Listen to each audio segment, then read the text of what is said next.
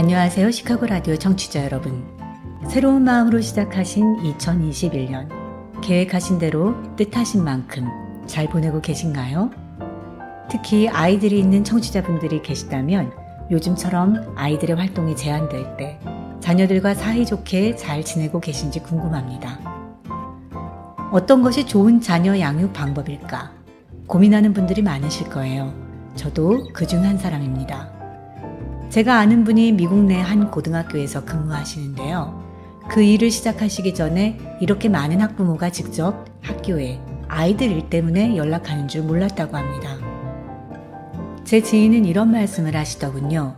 한국에서 미국으로 이민을 온 우리와 같은 이민 1세대 엄마들은 초등학교 때까지는 부모가 나서서 학교 활동을 지원해 줘야 하는 것을 잘 알지만 중학교나 고등학교를 보내면 과연 이런 일로 내가 학교에 연락해도 될까? 아이가 직접 해야 하는 거 아니야? 이런 고민을 많이 한다고요.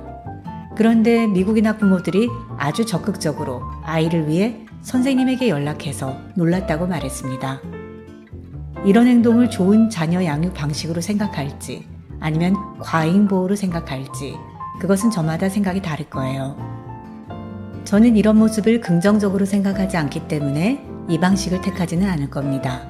그렇지만 그분의 이야기를 듣고 제가 막연하게 미국식 자녀 양육은 독립성을 강조하고 모든 일을 알아서 아이가 선택하고 책임지는 줄 알았는데 지역과 계층에 따라 그런 일들은 거리가 있음을 알았습니다. 아이가 사춘기를 맞으면 한국에서 나고 자라 성인이 된 우리와 미국에서 자란 10대 자녀와의 간극이 무척 크다는 생각이 들 때도 있지요. 그래서 오늘은 제가 2월에 읽은 책들 중 기억에 남는 책 3권을 읽고 느낀 점에 대해 나누려고 합니다. 제가 2월에 읽은 책들은 대부분 한국과 미국의 자녀 양육 책이에요. 특히 사춘기가 시작되는 초등학교 5학년부터 아이들의 뇌에 어떤 변화가 일어나기 시작하는지 그것을 이야기해주고요. 중학교에서 부모와 갈등이 증폭되고 고등학교까지도 그 혼란이 계속되는 가운데 부모는 어떻게 아이들을 대해야 하는지 다루었습니다. 그런데 제가 오늘 나누고 싶은 이야기는 뇌의 변화는 아닙니다. 10대의 뇌가 어떻게 변해가는지는 저 역시 책을 통해 배웠어요. 그래서 책을 보시면 가장 그 설명이 정확할 겁니다. 제가 나누고 싶은 이야기는 미국과 한국의 차이점에 관한 것입니다. 같은 자녀 양육이지만 미국 책과 한국 책은 아이들의 캐릭터를 표현하는 데도 차이가 있고 부모의 대응도 세세하게 다릅니다. 이번에 여러 책과 칼럼을 읽으면서 역시 차이점을 새롭게 느꼈어요. 예를 들어 보겠습니다. 아이의 거짓말과 그 대응에 관해 우선 아이가 거짓말하게 만드는 질문은 하지 말아야 한다는 것이 두 나라 전문가들 모두 공통적으로 조언하는 부분입니다. 그러나 거짓말을 멈출 수 있도록 어떻게 도와줄 것인가에 대해서 양국의 전문가의 시각은 많이 다릅니다. 한국의 자녀 양육 도서나 칼럼을 읽어보면 거짓말을 했을 때 그로 인한 부정적인 결과를 아이가 스스로 경험하고 책임지게 하라는 말이 나옵니다. 예를 들어 숙제를 했냐 안 했냐 묻지 말라는 것은 두 나라의 전문가들 모두 동일합니다. 숙제를 했냐고 물으면 했다고 대답할 것이고 이것이 요즘 아이들의 가장 흔한 거짓말이기 때문이죠. 그런데 숙제를 하지 않은 경우에 그것이 잘못된 결과로 이어지는 것을 아이 스스로 깨닫고 숙제를 스스로 해야 되겠다고 느끼는 방법을 추천하는 것이 가장 보편적인 한국어로 된 칼럼이나 책의 조언이었어요. 미국의 청소년 관련 전문가 칼럼이나 책은 아이가 거짓말할 일을 만들지 않도록 미리 도우라고 이야기합니다. 제가 읽은 책 중에 뇌과학자인 프랜시스 젠슨이 쓴 The Teenage Brain이라는 책이 있는데요. 이 책에서 젠슨은 자신이 어떻게 싱글맘으로서 두 아이를 혼자 키우며 그들의 10대 시절을 잘 지나갈 수 있도록 도와줬는지 그 대목이 나옵니다. 그러면서 젠슨은 이런 말을 합니다. 저자의 아들이 고등학교 2학년 때까지도 공부하는 법을 몰라서 시험 기간에 엄마가 아이의 교과서 각 장을 살펴보고 빈 종이 한쪽엔 풀어야 할 문제를 적어놓고 다른 한편은 답을 적어놓았다고 합니다. 그렇게 해서 학습하는 법을 아이 스스로 배우도록 도왔다고 말이죠. 그러면서 집에서 아이들의 숙제에 관심을 가지고 맞춤법을 확인해 주거나 아이의 일정을 챙겨주라는 부분도 나옵니다. 왜냐하면 어른만큼 몸집이 컸다고 해서 스트레스를 어른만큼 잘 다루거나 복잡한 상황을 척척 해결하거나 많은 종류의 숙제를 빠짐없이 잘하는 아이들은 실제 정말로 드물다고 말이죠. 이렇듯 미국 전문가들의 조언은 제가 접한 한국어로 된 전문가의 조언과 좀 많이 달랐습니다.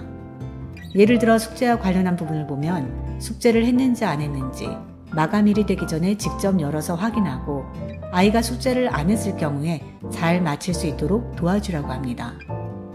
그렇게 해서 아이가 거짓말을 하지 않고 이 상황이 잘 마무리될 수 있음을 경험하게 하라는 것이에요. 왜 이런 차이가 있을까 생각해 봤어요. 미국에서는 어디나 추천서 없이 가기 힘들죠. 예를 들어 제가 집에 어떤 공사를 한다고 하면 업체는 알아서 예전 고객의 리스트를 제공하고 자기를 추천하는 사람들의 전화번호 목록을 주기도 합니다. 아이가 부모의 적절한 도움을 받지 못하고 계속 거짓말을 하면 결국 학교라는 사회 속에서 선생님과 친구들로부터 신뢰를 잃지요. 그러한 결과를 얻기보다 어떤 일이든 마지막 순간이 될 때까지 제대로 마무리할 수 있음을 가르치라는 조언이었습니다. 그런데 미국의 전문가들의 방식이 부모 손이 더 많이 갑니다. 그러나 이들의 주장의 근거는 10대의 뇌가 지닌 특성과 한계 때문에 이들 자신도 컨트롤하지 못하는 잘못을 저지르고 어리둥절하고 혼란스러울 수밖에 없다는 것이에요. 제가 자란 한국 문화에서 한번 크게 혼나고 깨닫고 정신 차리는 이 사이클을 참 중요하게 생각하죠. 자식을 한없이 도와주는 부모에 대한 따끔한 눈초리도 있습니다. 그런데 미국의 전문가들이 10대 자녀를 도와주라고 말하는 이유는 우리가 아이들에게 해결법과 일하는 방법을 가르치려는 것이지 그들에게 호통을 치거나 한번 당해서 정신 차리라는 마음이 아니기 때문이라고 생각했어요. 그런데 여러분, 저는 왜 갑자기 자녀 양육서를 읽었을까요? 저에게 두 아이가 있어서 직접적인 도움이 될 책이 자녀 양육책입니다. 그런데 이번에 이 책을 읽은 계기는 한 블로그의 포스팅에서 시작됐어요. 팀 어반이라는 사람이 쓴 The Tail End라는 포스팅을 보고 자녀 양육 도서를 다시 읽어봐야겠다고 생각했거든요. 이 사람은 미국인들의 평균적인 삶에 대해 누구나 보면 알 수 있도록 차트를 만들었습니다. 그의 글에서 가장 뇌리에 남는 부분은 팀 어반이 자신의 삶을 살펴보니 고등학교를 졸업했을 때 그의 인생 전체에서 부모님과 보낼 시간의 93%를 사용했다는 걸 알았다는 것이었어요. 나머지 7%의 시간을 성인이 되어서 함께 한다는 이야기였죠. 혹시 10대 자녀를 두신 청취자분들이 계시다면 아니 우리가 함께 지낼 시간이 이렇게나 짧단 말이야? 하면서 놀라시지 않았나요? 그렇습니다. 대학 진학 때문에 또는 다른 여러 가지 이유로 미국에서는 성인이 되면 독립해서 생활하는 젊은이들이 많이 있지요. 그래서 어떤 이유로든 고등학교를 졸업하면 자신이 자란 집을 떠나는 경우가 아주 많습니다. 이렇게 짧은 시간인 줄 모르고 아이를 키우면서 우리는 여러 가지 일에 당황하고 우왕좌왕합니다. 동시에 한국이 아닌 외국에 살면서 한국어로 된 칼럼이나 책을 읽으면 아, 참 좋은 조언이구나 생각하면서도 동시에 문화 차이도 느낍니다. 2월 달에 저의 독서는 이런 상황에서 어떤 것이 합리적인 문제 해결 방법일까 생각한 계기가 되었습니다. 시카고 라디오 다음 시간에 또 좋은 내용으로 찾아뵙겠습니다. 감사합니다.